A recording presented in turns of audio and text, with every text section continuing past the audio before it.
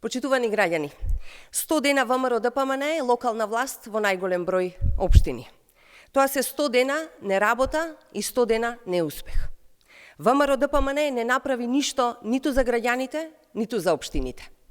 Се што прават градоначалниците од ВМРО ДПМН се оправдувања за нивното неработење и партизација на општинските администрации. Нема проекти, слушаме само барања за финансиска помош, додека истовремено се трупаат партиски вработувања по општинските администрации со членови на ВМРО ДПМН. Неспособноста на градоначалниците ја покрива владата.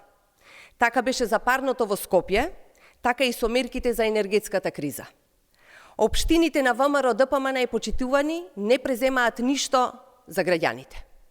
Ако поутрото денот се познава, првите 100 дена на градоначалниците на ВМРО ДПМН најавуваат катастрофа во локалните политики на штета на општините и на штета на граѓаните. Наследија функционални општини, наследија полни буџети и голем број започнати проекти, но не реализираат ништо од тоа. За првите 100 дена не се способни ниту да ги завршат проектите започнати од претходните власти, ниту пак оние поддржани од централната власт. Немаат започнато, немаат проектирано, немаат реализирано ниту еден нивни проект. Неодговорност и неспособност.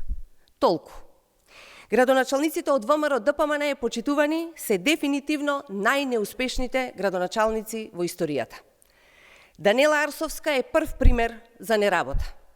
Освен што се прогласи за ненадлежна за се, нивелираше шахта и мобилен тоалет, ништо друго не сработи во првите 2,5 месеци од мандатот. Сред енергетска криза ги остави скопјани без парно, па мораше владата да презема мерки и да обезбеди грејење. Депониите, за кои ги излажа скопјани дека се исчистени, се всушност полни. Речиси нема општина без депонија. Градоначалниците од редовите на ВМРО ДПМН се најголемо разочарување.